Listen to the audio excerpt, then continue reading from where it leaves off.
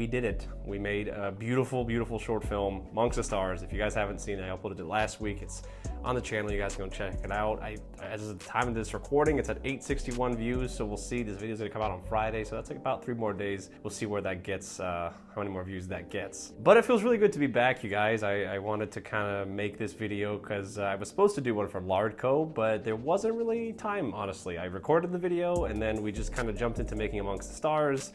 I actually recorded another video kind of trying to promote the film and ask you guys to check it out and check out the GoFundMe that was there, and then I didn't really have time to edit that either. So yeah, who's out there yelling? Well, I just started recording, man. So here we are, finally. After finishing the project, I feel like I have some actual room to breathe. To be honest with you guys, I don't even really know where to start with this video. So about maybe a month ago, month and a half, so to speak, about March-ish, I had this idea to kind of make this film called, of course, Amongst the Stars. It went through a few different script changes. There was a lot of stuff that kind of had to go into it at the pre-production side.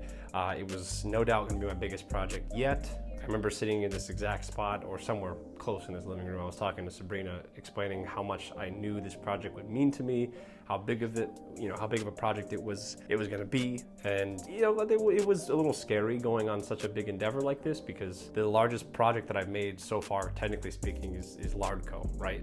But this project, I knew for a fact was gonna trump everything that I had done, not just in quality, but in terms of scale and in terms of budget. So that was something that I was really not afraid in the sense that, I didn't want to do it, but there's just those nervous jitters. And they say that if you're nervous before doing something, you're probably doing something right, which I would 100% agree with.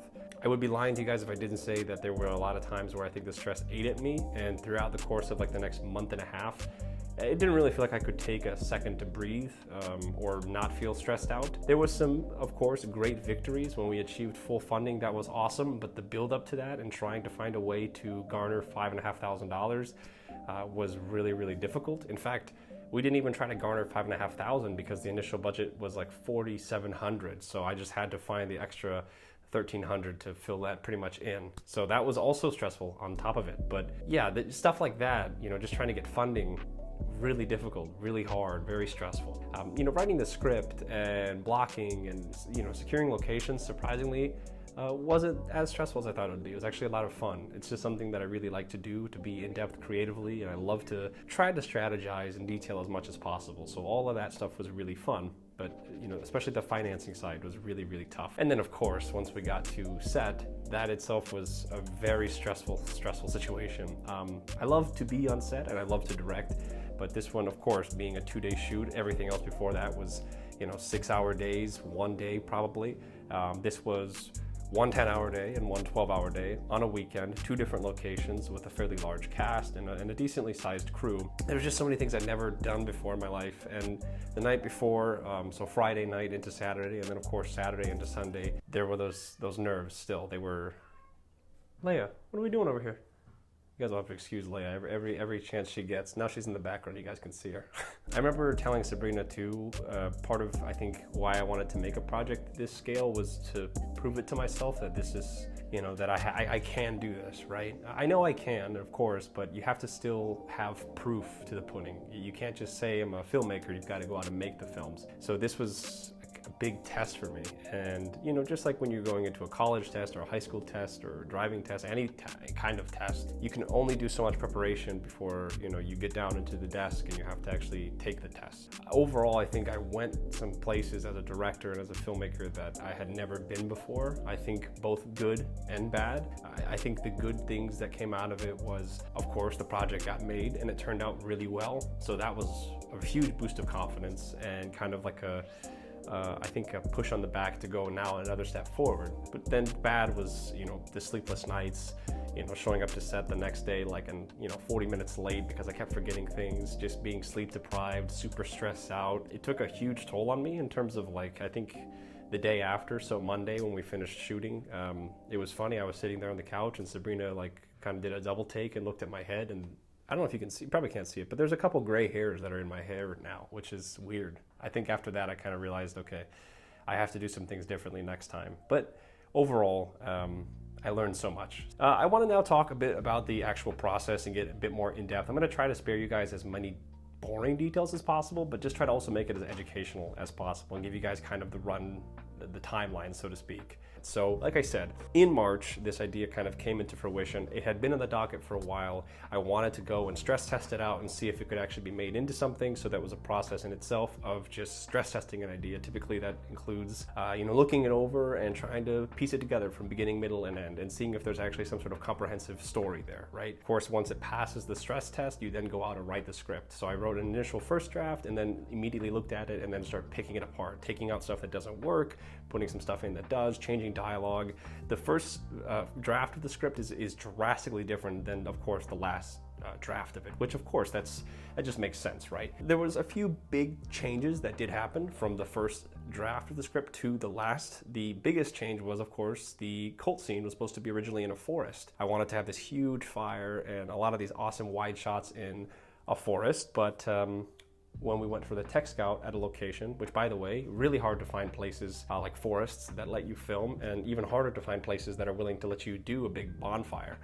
This was the only place that was able to take us. We went out, it was about an hour and 10 minutes away, which was logistically already gonna be a nightmare. Didn't end up being great. We had to do a kind of a script change. There was so much issues that I'm glad that we changed that, because I think we could have still done it. It's just, it would not have been worth the budget and it would not have been worth the stress. So once the script was kind of finalized, and when I say finalized, I mean just to a point where it's ready to send out, I started sending it out to first my key grip, Paul. He was the very first guy that I called to bring onto this project because I knew the scale of it and I knew I needed somebody really, really good. If you guys don't know or remember who Paul is, I made a video talking about the best film connection I ever made. Paul Giacalone was a key grip, still a key grip actually, veteran of the game, very, very good.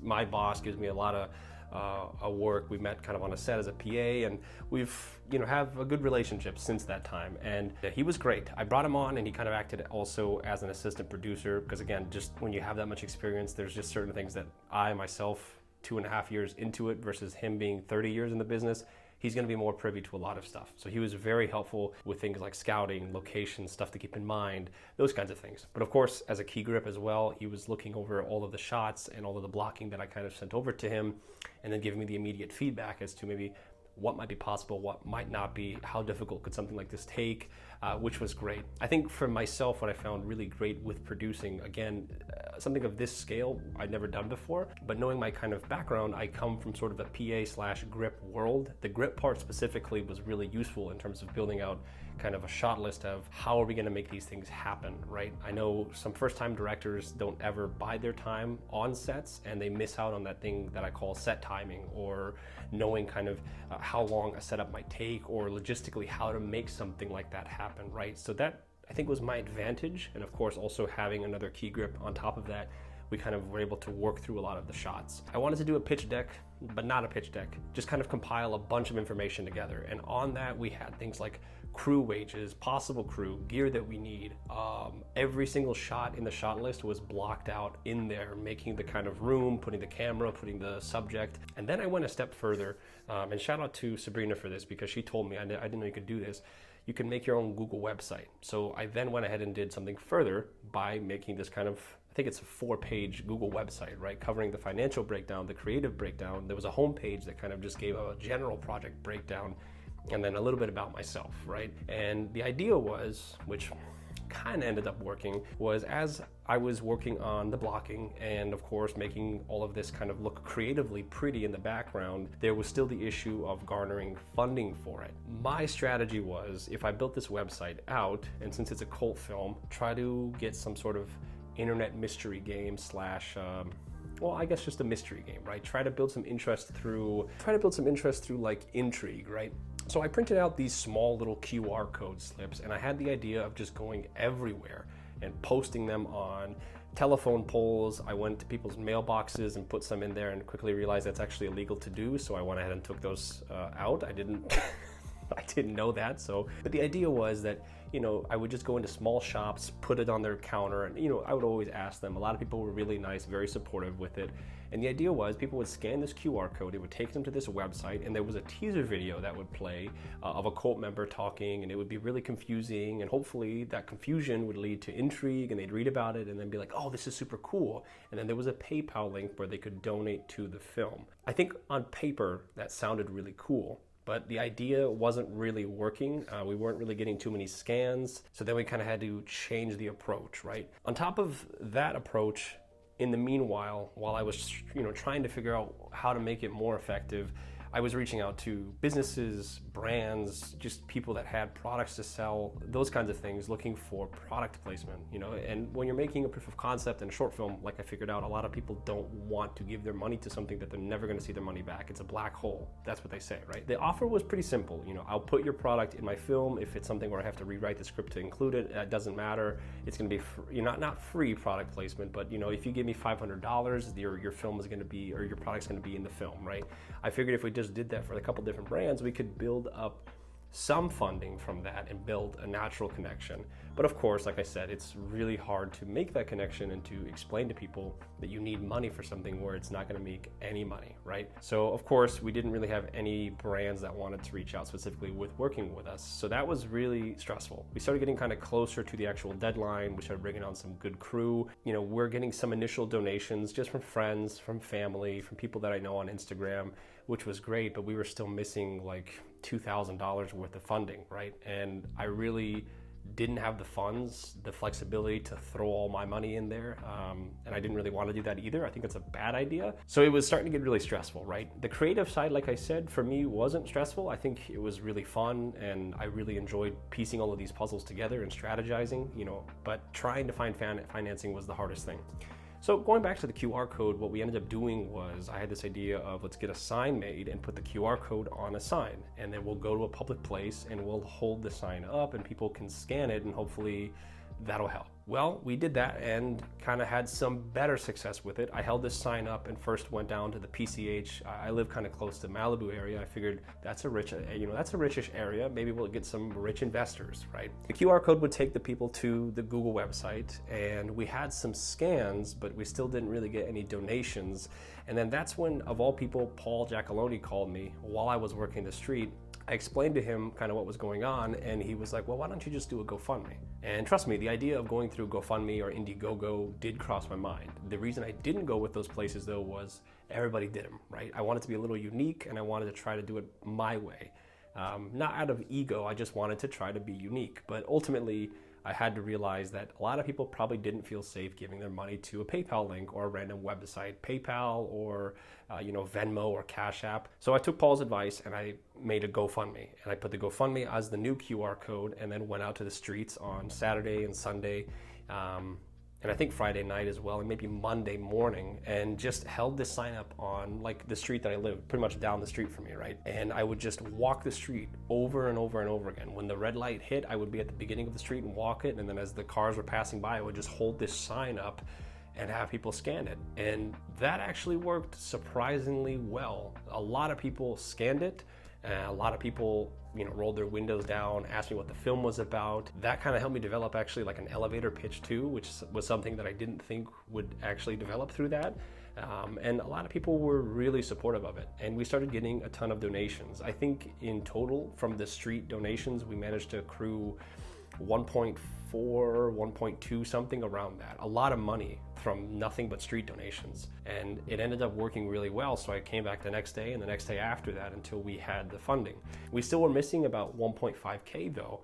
And a guy that I worked with, I won't give him too much details because he wanted to remain anonymous, but we have kind of a working relationship through the past. And I explained to him kind of what we're trying to do. And he also is in the film business and trying to get into that kind of film production world. And I pitched it to him and he kind of believed in the message, believed in the idea. And he ended up kind of fronting us that last $1.5 that we needed, which was massive. I could not believe it. Trust me, I tried to talk him out of it because when he told me he'd give me that full frontage, I kind of felt bad, but he did it anyway, and because of him, we were able to get the rest of that funding rather quickly. I wasn't so stressed out anymore, and now we could start piecing things together, right? We already had the locations picked out, we already had the costumes picked out, we had everything pretty much ready to go. It was just a matter of now making those purchases and making everything happen together. And I would like to think of myself as someone financially responsible. So creating the financial sheet itself was really fun too. It was kind of stressful because I had to be very limited with what budget we had. I had to be very number crunchy, and I really tried to find the best deals on costumes, but there were certain things that I didn't want to cheap out on. One of the things that was really important to me, and I think this comes from working a lot of free gigs myself as a PA, grip, whatever, is I wanted to pay my crew.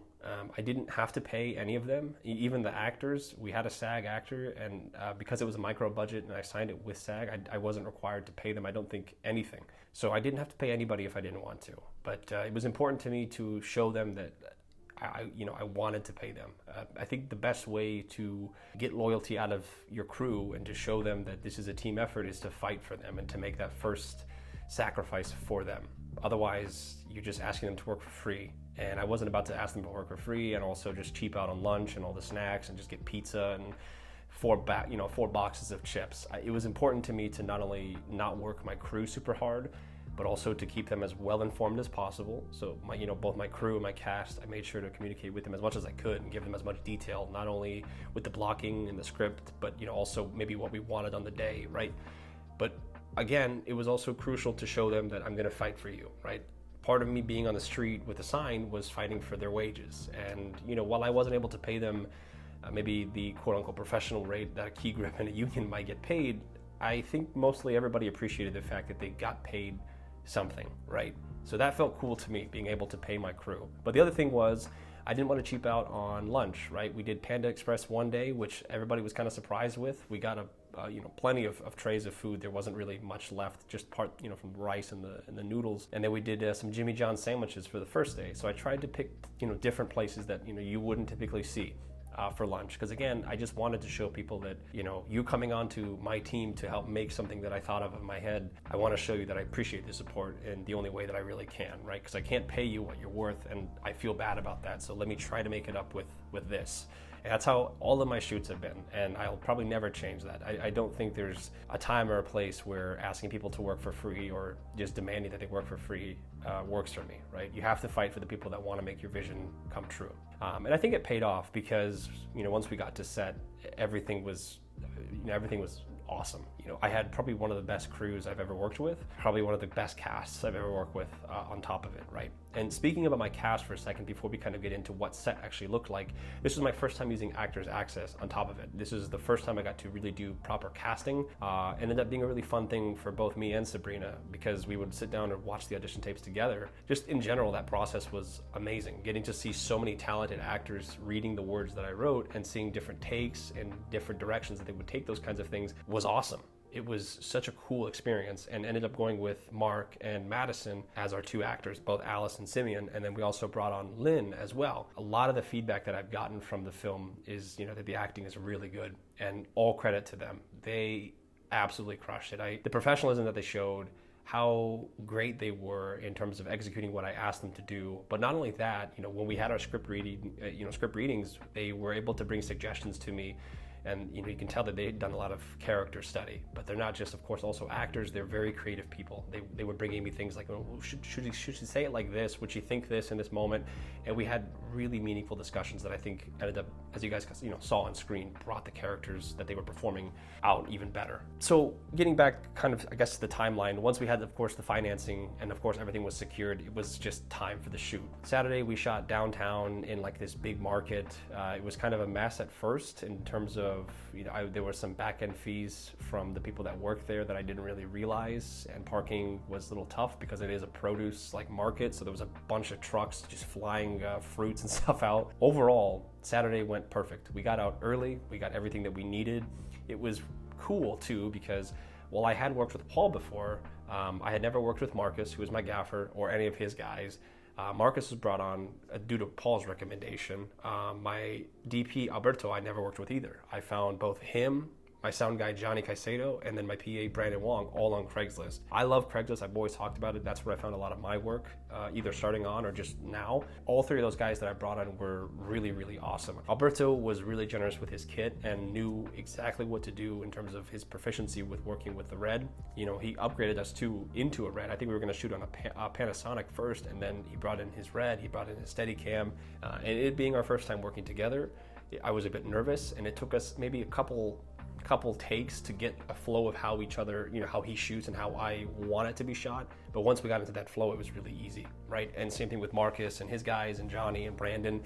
the professionalism that I had with this crew was top notch. And I mean, you need a good crew to make a project flow. And I could not be happier with the crew that I brought on. Seriously, everybody was great at their jobs, and it felt amazing just being able to, for once in my directorial career, not have to worry about gripping, not have to worry about sound, not have to worry about shooting. I just got to direct, right? All of the legwork and pre-production was done. We were just here now to have fun. And yeah, I mean, for Saturday, I had kind of something that I learned from other shoots. You know, this is kind of how I've always done it, is have a comprised shot list. I learned some things that my methodology of shooting, while it is great still, I think in certain aspects, because I don't shoot a lot of takes and I try to think with both an AD and a grip mindset as I comprise my shot list, there were things that I learned in terms of additional coverage and how my communication to both my key grip and my DP actually came out very confusing.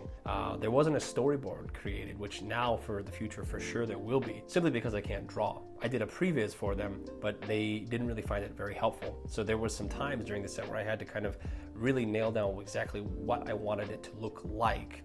And of course, some suggestions were made too that helped along the way. But for next time, I already know that that buffer period of trying to explain that stuff is going to be eliminated, right? My cast was exceptional. They absolutely nailed it. And I was so happy after we went home the first day, because I love getting out early. To me, it shows you that it was planned right, your schedule was sound, and everybody had a great time. Nobody really worked that hard either, so that felt great. When we got into Sunday, however, I knew the day was going to be difficult because there were so many things that we were trying to shoot. There was several different setups, and it was in a house. I didn't sleep too well the night before because I had to print the shot list for the day, so I was coming out of about 3 hours of sleep. The day kind of started off rough too because I showed up to set late because I had forgotten some gear that I had to go back for, and I was kind of frazzled from the beginning. And this is, I think, the most disappointing part for me. Nothing that the crew or the cast had done specifically. Like I said, a lot of the planning had been done, but I think this is really where the flaws as a director for myself got highlighted. One thing that wasn't done that should have been done was a scout. This place was all the way down in OC, and I'd actually shot here before, so I just didn't feel like I needed a scout. I feel like I knew what we were doing, but it ended up being kind of a problem because, you know, there are scenes where they are at the doorway, for example. We kind of got killed there, right? A lot of the setup, you know, we planned it in a way where the crew could still work while we're shooting other stuff. So in the film, Madison's little interview that she has outside is the first thing that we shot, and we started kind of falling behind, which is okay, but as we kind of got into the doorway scene and then into the living room and then that big cult room, that communication that I spoke about from day one of trying to explain to Marcus, Paul, and Alberto about what I wanted became a bigger issue because none of them had seen the location in the scout. They'd seen the pictures and that's it, right? And of course, with no storyboard, it was even a larger issue trying to explain to them exactly how to get it. On top of that, because of the fact that there wasn't a storyboard necessarily, and I had this system, so to speak, of I only want to shoot what I know I'm going to use, we missed out on certain coverage that in the edit I certainly could have used. And of course, as the day went on, we kind of were into the living room just before lunch, which to me, I was like, okay, well, this is going to be fine. If we can get in there before lunch, it'll be fine. And we did. But the problem was we just started falling behind. And the scariest thing is when you put so much time and effort into a project only for it to start snowballing away from you, it gets... I kind of had to, since I didn't have a first AD and a scripty, which for sure next time I will have it, I had to kind of be that guy. I had to start telling the crew that we need to start moving. And a lot of those shots in the house, they were first takes and only one take. We only had one take to get everything. So again, to both the cast and the crew, especially, you know, Madison and Mark, to do what they did in one take was crazy. But you know, I was getting eaten alive having to flip through the script and the shot list to make sure we had coverage and keep consistency in terms of continuity, and it was too much for one guy. And ultimately, we did end up getting everything that we needed. We got out right on time, but I can't remember, you know, I can remember the disappointment that I felt immediately after wrapping, which in a moment where you would want to be happy, I felt really sorry to the whole crew and cast. I felt like I let everybody down. I felt like I ruined the project. Ultimately, you know, a couple days later, as I kind of thought about it, I realized a lot of those mistakes that I made had to happen because now next time those things won't happen. But because of the scale of this project, it was inevitable that stuff like that was going to happen, right? The way I kept telling myself was that the chicken got cooked And at the end of it, as you guys saw, we still had a great project. You know, overall, I give it, you know, a 6.5 out of 10.